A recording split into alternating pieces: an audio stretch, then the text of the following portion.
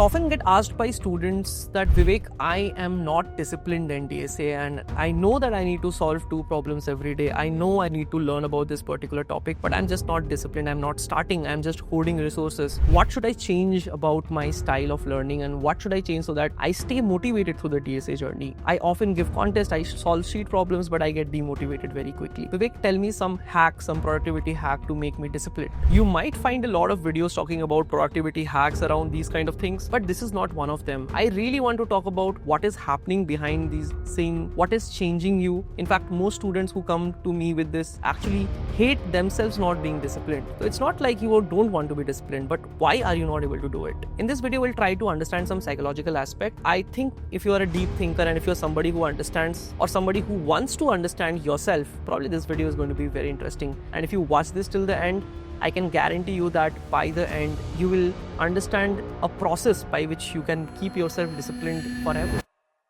So the first step is to understand that this is not about discipline. In fact, your brain is wired that way. You don't really enjoy what you're doing, and maybe the first step is to try and understand how can you trick it to enjoy it. This is just a generic statement. I want to go one level deeper, and probably this video is not going to be for everyone. The first thing that you need to understand is to get awareness of why you are not doing it. Very often when there is something that you know is good for you and you should do it, but you are not able to do it, is generally something that stems from fear. It's like your brain is saying to yourself that, hey, if you do this, you are kind of stepping into unknown because you don't know what will happen after this. And your brain says, hey, I'm already safe in the state that I am in. And if I maybe do this, I might become uncomfortable. This is all your subconscious that is doing the 95% of work in almost all the decisions you take. And you think that 5% brain, that is conscious brain, is something you can try and control and you will be able to motivate yourself to do DSA, which I guess will never happen. You will always be like, I'll do it, but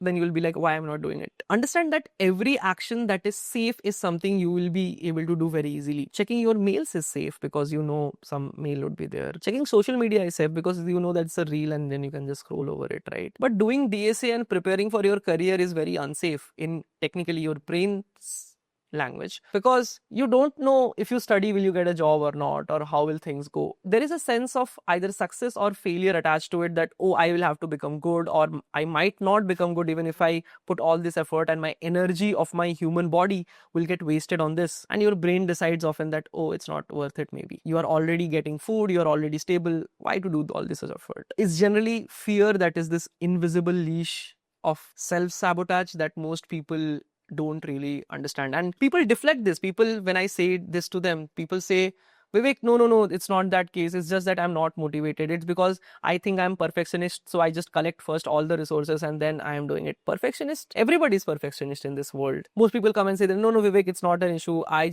just procrastinate. Why? Go a level deeper. Why do you procrastinate? And you will always reach to some sort of fear that you are fearful of some sort of unknown. So you will need to develop that there is a fear in your brain that is playing against you, is just trying to keep saying you that there is risk, and this imagined risk is what is keeping you not going in that direction.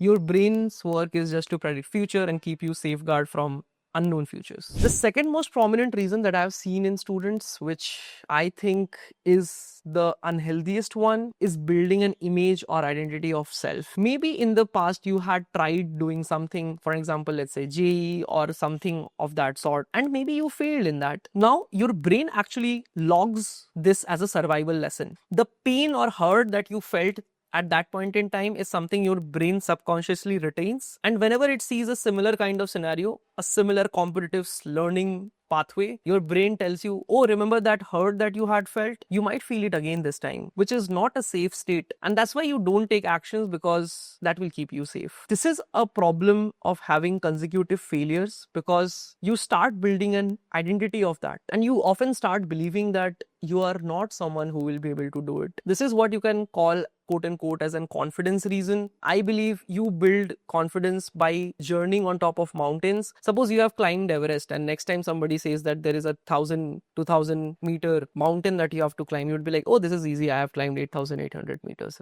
But if you first time climbed a 2,000 meters mountain and you felt very tired and you were not able to climb it, you failed on that. Next time even somebody says that there is a 1,000-meter mountain, your brain would be like, oh, should I go there? Last time there was a bad experience. So you have to recognize this is what your brain is playing against you. And if you're able to manage it, you will be able to actually get down to work. How do you then work? Because Vivek, what you are saying is like your brain is kind of self-sabotaging and it will never let you do any work, because there would always be some success and some failures, and if I keep thinking about failures, I'll always fail again next time too. So how to keep working? Because I have this fear. Tell me how to improve on it. First thing that you have to start changing, looking at consequence of actions, which is a risky thing, because if you take an action, you might fail. But if you shift your brain to consequence of inaction, what happens is you will really understand that if I don't get a job out of college, or if I don't get something to do here, number one, I'll build a fear.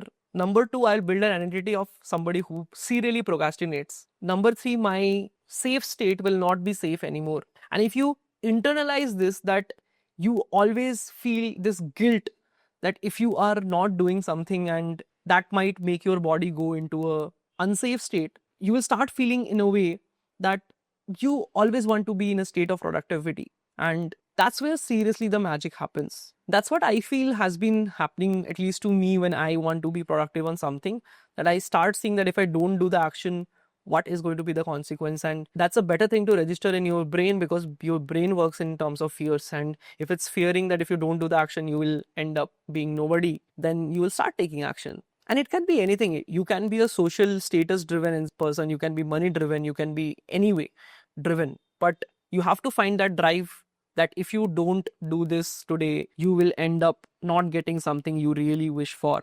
And that's not a good state. If you don't build an income, you will not have food. And that's a very primal instinct. So this is how generally all of this works. This is the psychological aspect, what probably you would give to a therapist to get you to. And post that, you will probably be a little more productive. This video gets you that at no cost. So make sure that you like and subscribe. Let's also talk about one more thing, because as much as people don't do actions, people start but then quit. It's New Year and people make resolutions all the way at the start of the year. Probably you also made some resolution on 31st or 1st. How many of you are really enacting to that resolution even now? Probably very few.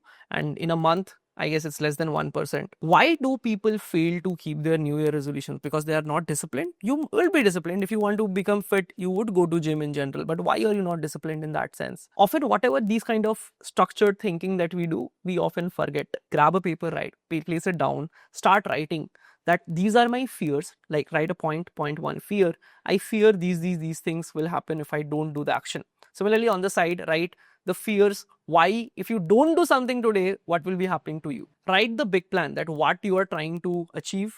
Write down what you are willing to sacrifice as well, because if you don't sacrifice something, nothing is going to change. And then maybe what is an immediate action that you can do on an everyday basis. Write all these points in a page. Stick it at a place where you can see it every day, probably beside, if you have a personal bathroom, maybe beside the basin when you brush at the morning, or just on the table, you can keep it, or stick it on the wall. If you see this every day, I can guarantee you that all this analysis that you do will keep coming back to your brain and you will just become more productive. Start with things for 1-2 minutes and eventually your brain will keep continuing the momentum of doing the thing for perpetually at least 30, 40, 1 hour. If you start a problem, DSA problem for 1 minute, 2 minutes, 5 minutes, you will end up completing at least one problem. So force your brain to do that starting part and then it will be done. That's how you can make yourself more productive. This was just a video which I felt something I should share on how to get more productive. It's just a very interesting idea and I think it has worked for me. It should work for you. So somebody who is a deep thinker who watches my video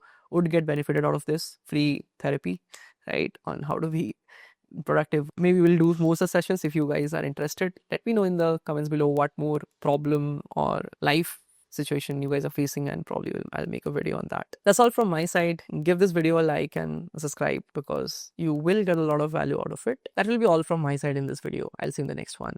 Bye-bye.